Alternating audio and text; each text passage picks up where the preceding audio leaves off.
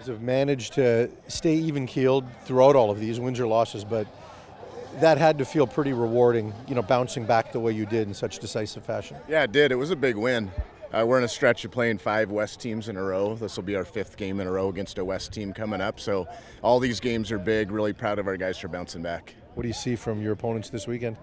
They have a lot of good players. I know their quarterback situation, they're figuring that out, but the returners a pain in the butt to play against. Their defense has been really good. They got good special teams players, so we know we're going to be in a battle again this week. First half against Saskatchewan where VA got hurt.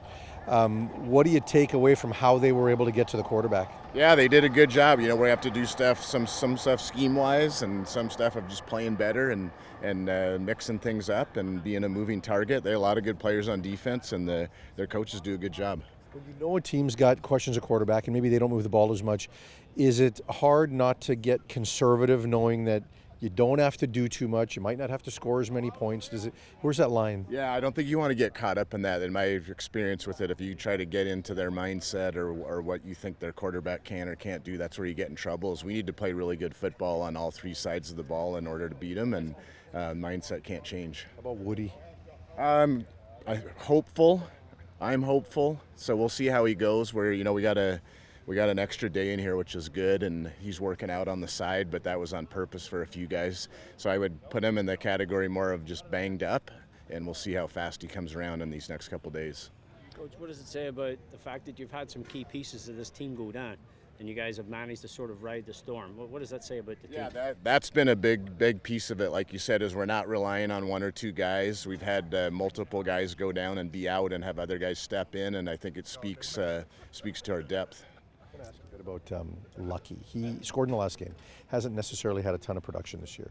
There's times when it looks like maybe he's a little less engaged or maybe not full speed on certain plays. Is he kind of one of those guys that you maybe need to get touches to get him more excited, or where do you think he's at in his game right now? We want to, obviously he's an important part of our football team. I think he falls into the category kind of our receivers this year where we've never hit our groove just because of people, either their body's not feeling right or whatever it is, and they've been working their butts off to try to get right. And I think I just talked to him this morning, and I think he's feeling better and better. And his body's feeling good, and so we're going to keep on working to get him touches. And I've told all our receivers that we've never been in it all together, but if we can keep working hard and grind out wins, that when we do get everybody back feeling good, then we can do some really good things. But attitude-wise, you're okay with where he's at? Yeah, he's been really good, and was great today. Yeah. Is that something you think about, just incorporating all the different? Feeding all the mouths at the skill positions, because there's a lot of talent there. That would be it's a good problem to have, and we talk about, no matter what the topic is with our football team, is we want to do whatever helps the team win games, and not get out of sorts trying to get a certain person the ball too often, and that goes for anybody. And so we just want to try to do what's best for the team to win, and then at the same time, utilize all these guys that we got. Another big bounce-back performance from your team. What does that say about the team this year and the maturity of the group? Good. I think it speaks a lot. I know I use the word even keel, and maybe that's correct, and I don't mean emotionless. I just mean that you got to be able to move forward. Whether you have a big win or a big loss, you got to get on to the next.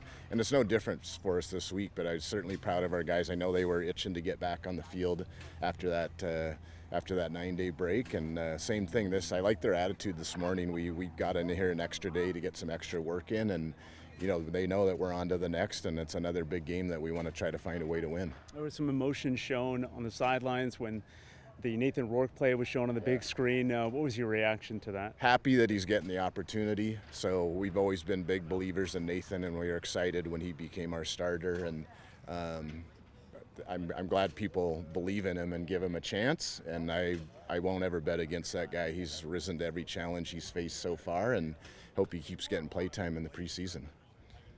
How do you get the wrong question? Matthew Betts' production's been a little down the last 3 games, and he was playing at a ridiculous level in terms of his statistics. Is that just a product of him getting so much more attention now, or is there something to it? Could be some of it. He's playing just as well. He's just as active. You can see how he not only blocked a punt, he took it off the guy's foot, which was pretty good. So his level of play is not decreased, but I would just say maybe it's a case of where the stats were coming quick and now they're not. But I won't be surprised if he hangs in there and the sacks start coming again.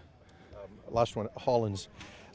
He's kind of been the one guy that's been there the whole time this year and seems to have delivered throughout. He certainly has. Our offensive coaches last year were begging to get him on the roster. You know, he was on our practice roster for most of the year last year, and we wanted to fit him on.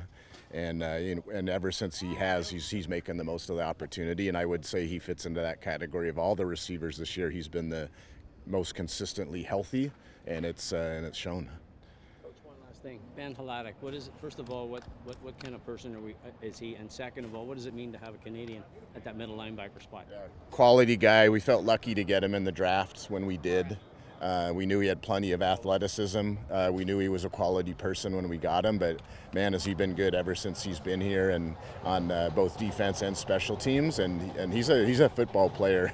When you all around, he's got the toughness, he's got the attitude, all those things, and I'm glad we got him.